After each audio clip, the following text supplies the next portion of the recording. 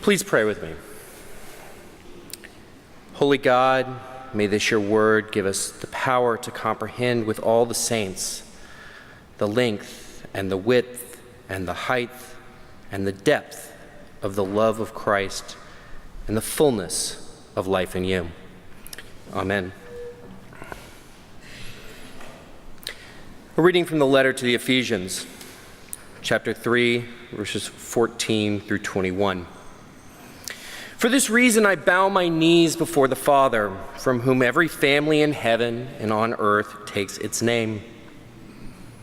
I pray that according to the riches of his glory, he may grant you that you be strengthened in your inner being with power through his Spirit, and that Christ may dwell in your hearts through faith, as you are being rooted and grounded in love. I pray that you may have the power to comprehend with all the saints what is the breadth and length and height and depth, and to know the love of Christ that surpasses knowledge, so that you may be filled with all the fullness of God. Now to him who by the power at work within us is able to accomplish abundantly far more than all we can ask or imagine, to him be the glory in the church and in Jesus Christ for all generations, forever and ever. Amen. Our gospel reading is from John chapter 6, verses 1 to 21. After this, Jesus went to the other side of the Sea of Galilee, also called the Sea of Tiberias. A large crowd kept following him because they saw the signs that he was doing for the sick. Jesus went up the mountain and sat down there with his disciples. Now, the Passover, the festival of the Jews, was near. When he looked up and saw the large crowd coming towards him, Jesus said to Philip, "Where are we to buy bread for all these people to eat?" He said this to test him, for he himself knew what he was going to do. Philip answered him, 6 months' wages would not buy enough bread for each of them to get a little. One of his disciples, Andrew, Simon Peter's brother, said to him, "There's a boy here who has 5 barley loaves and 2 fish. But what are they among so many people?" Jesus said, "Make the people sit down." Now, there was a great deal of grass in the place, so they sat down, about 5,000 in all. Then Jesus took the loaves, and when he had given thanks, he distributed them to those who were seated, so also the fish, as much as they wanted. When they were satisfied, he told his disciples, "Gather up the fragments left over, so that nothing may be lost." So they gathered them up, and from the fragments of the 5 barley loaves left by those who had eaten, they filled 12 baskets. When people saw the sign that he had done, they began to say, "This is indeed the prophet who has come into the world." When Jesus realized they were about to come and take him by force to make him king, he withdrew again to the mountain by himself. When evening came, his disciples went down to the sea, got into a boat, and started across the sea to Capernaum. It was now dark, and Jesus had not yet come to them. The sea became rough because a strong wind was blowing. When they had rowed about 3 or 4 miles, they saw Jesus walking on the sea and coming near the boat, and they were terrified. But he said to them, "It is I. Do not be afraid." Then they wanted to take him into the boat, and immediately the boat reached the land toward which they were going. The word of the Lord. So the other day I was walking through a store with decorative items in it, and I saw a cute phrase sign. You probably know the kind, right? There's 3 or 4 different fonts placed beside one another, with 2, flourishes of decoration, sort of sign where if I had it, I might be able to trick the untrained eye into thinking that I had dedicated some good amount of time on a Saturday while my kids were napping to quickly but artistically sketch out a thought with chalk paint on an old piece of driftwood I found on a recent walk through the creek. Oh, this old thing? I just made that myself. You laugh, but I already warned Carla I would give her a shout out. She actually could, there are people here who can do that kind of thing legitimately. Yeah, it's amazing. I can't though, so I have to pay top dollar to make my wall hangings look just handmade enough, you know? Anyway, this particular sign read, "I'm not lucky, I'm blessed." It's a complicated thing, this relationship between luck and blessing. And this is a pretty bold statement when you think about this sign, right? Rejecting an understanding of the world as uncontrollable and unpredictable, this chalk painter says that God is in control. Well, not just that God is in control, but that God chooses to use that control to play a part in their day-to-day well-being. I assume well-being, I suppose, because I wonder if the logic applies to bad luck, right? Would a cup half empty version of this sign you put up say, "I don't have bad luck, God dislikes me"? And that's kind of the tricky part, right? Because what if your life hasn't been so lucky, as it were? Where is God then? I find miracles equally tricky. When logic doesn't seem to cover it, how much credit do we give to fate? Or how much credit do we give to yet undiscovered science, or to the limits of our ability or imagination? And today's gospel reading is all about the miraculous. This is an incredibly rich text in John, right? John's gospel tends to be unusual. Unlike the synoptic gospels, Matthew, Mark, and Luke, often stories appear in those three that don't appear in John, or there are descriptions in John we don't see in the other three gospels. But there is this one story about feeding a crowd that appears in all of our gospels. There are some additional fantastic details in John. So here's this story, right? Jesus is overwhelmed by a crowd of followers. He and his disciples are coming to terms with Jesus' popularity. People have flocked to see him. They know about his healing and other powers. And this group is starting to recognize that these throngs will follow them wherever they go, even when Jesus tries to take a break. Plus, it's the holidays. So folks aren't planning to leave anytime soon, right? They are camped out, and they're starting to get hungry.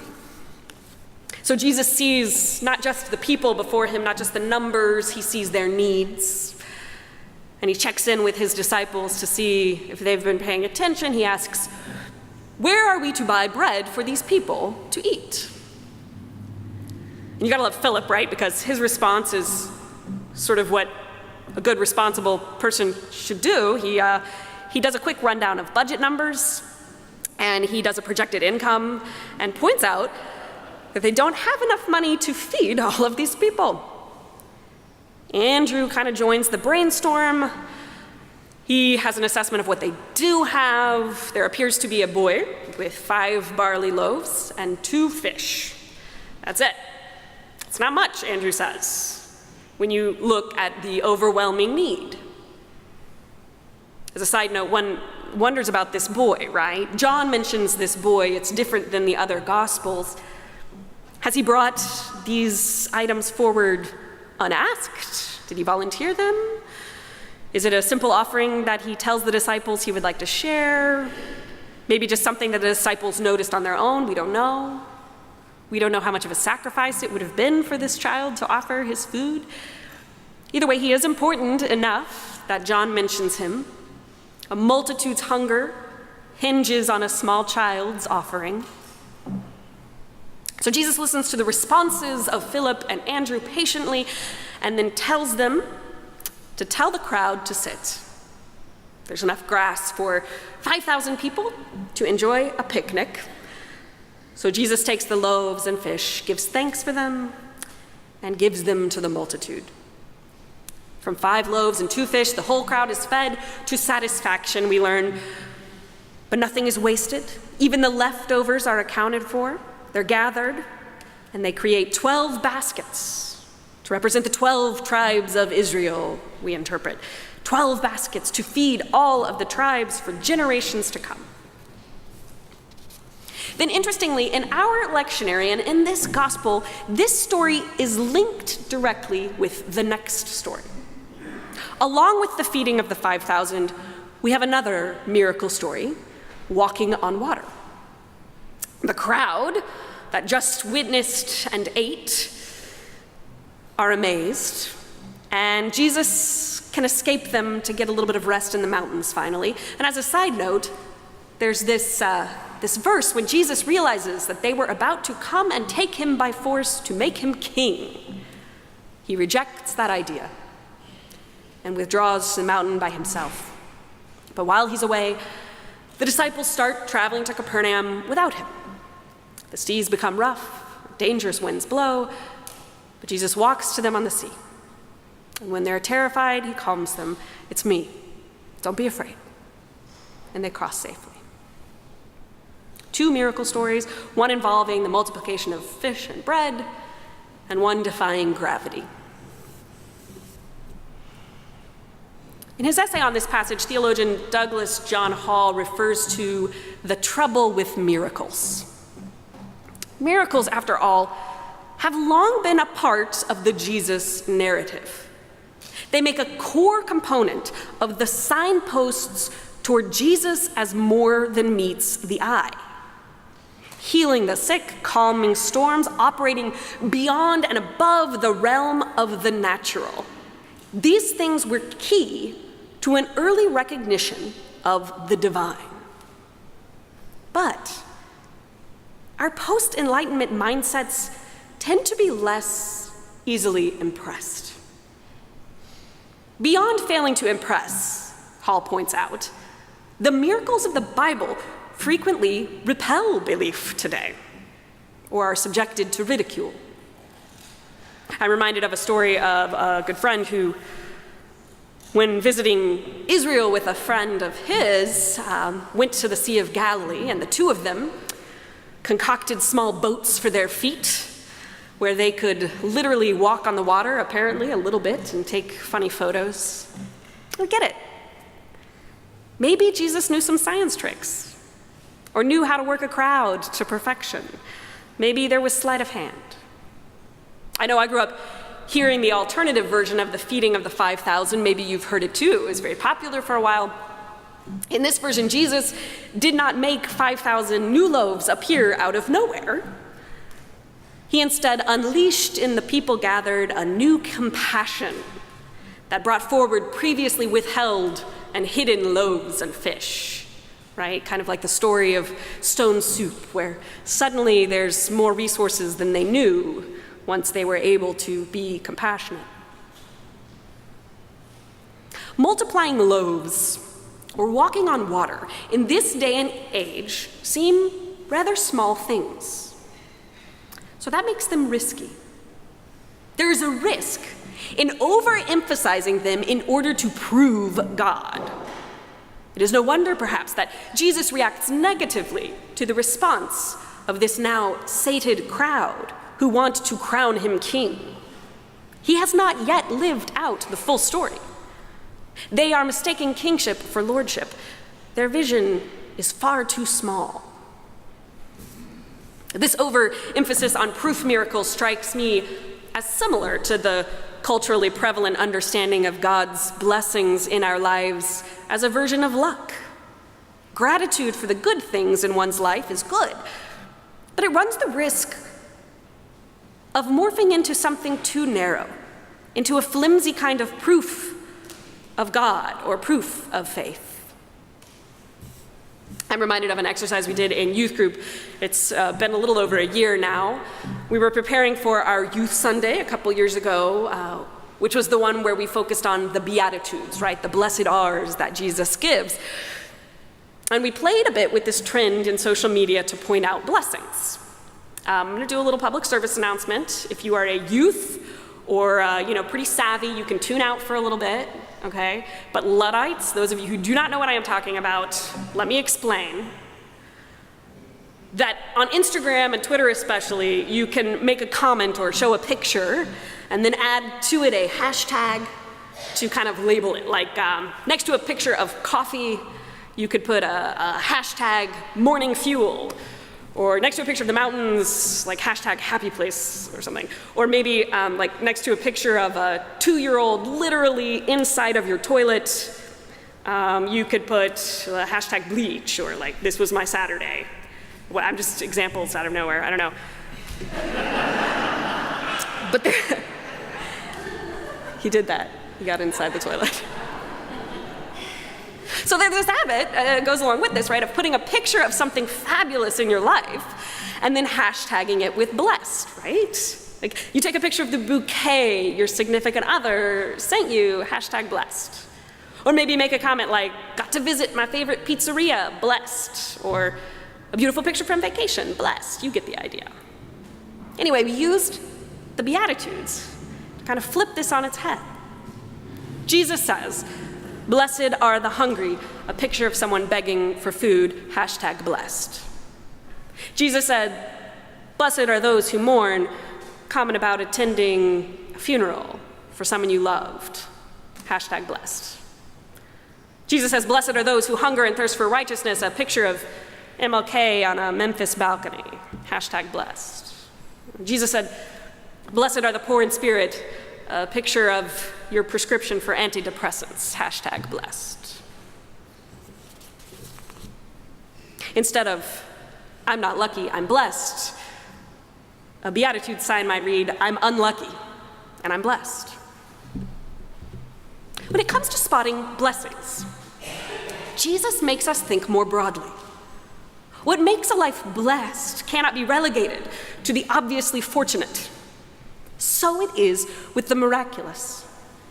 When it comes to spotting miracles, Jesus doesn't limit the awe-inspiring to these occurrences that once captured the imagination and now feel small, and now elicit a meh. Relegating the awe and wonder experienced by those on that grassy expanse or in that rocky boat to times past or stories since explained might mean missing the ways Jesus was and remains more than a good teacher or a moral paragon. Hall continues in this essay, a beautiful paragraph. What is truly wonderful, he says, in biblical terms, is not that a seeming human could multiply loaves and fishes in so astounding a manner, but that this truly human could represent by his words and deeds such a sign of hope and healing that hundreds of needy people would follow him about and feel that their hunger for the bread of life had been assuaged. What is truly awe-inspiring is not that someone could walk on the surface of the water without sinking, but that his presence among ordinary, insecure, and timid persons could calm their anxieties and cause them to walk where they feared to walk before. In the end, these disciples to walk all the way to their own Golgothas. What is genuinely miraculous is not that a dead body should come to life again, but that through the journey with the crucified one, the disciple community was enabled to find hope on the far side of despair, faith that could live with doubt, and the courage to live beyond the sting of death. In other words, when the miraculous is identified too exclusively with those literally incredible things, the wonder of divine grace that permeates the whole of life is deprived of a witness. Believing in miracles is not a simple rejection of science or logic. Believing in miracles does not close us to the possibility of God using the awe-inspiring complexity of our brains or technology. Keeping an eye out for the miraculous does not force us to close our eyes to the wonderful philosophy or reason in our world. Parker Palmer says, in Christian tradition, truth is not a concept that works, but an incarnation that lives. In this sense, the entirety of Jesus' life, death, and resurrection is miraculous. John starts his gospel with this awe-inducing truth: the Word became flesh and lived among us. As I mentioned to the children, we begin today a series of weeks in the Gospel of John where Jesus himself is the bread of life. The lordship of Jesus does not rely on the impossibility of bread multiplication or water walking.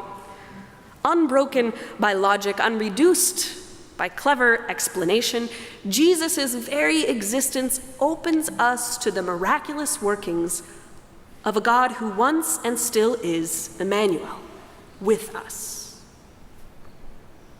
Keeping an eye out for miracles means keeping an eye out for Jesus among us, including here and now. It means looking out for Jesus, and he's helped us out by explicitly telling us where he will be. He'll be among the prisoner and the lost and the hungry and the neighbor and the stranger and the people in need. God knows there's no shortage of places to find people in need. But if that's where we find Jesus, then we can rest assured that is where we find blessing. That is where we find hope. While the disciples are overwhelmed by the hunger of a crowd, a small boy offers what little he has. And Jesus takes these few loaves and makes them into a feast to satisfy thousands.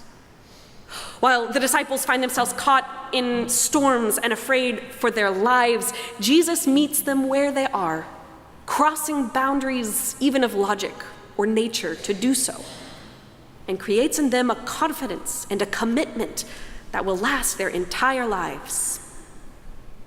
Overwhelmed by the needs of a world hungry for peace, for love, for gentleness, for justice, and sometimes for food, we too can remember that we are not alone.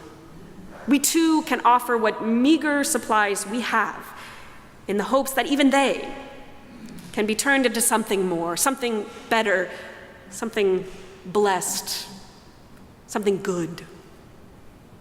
In the face of the storms of our lives or the winds of our world, we can yet believe in miracles. Thanks be to God.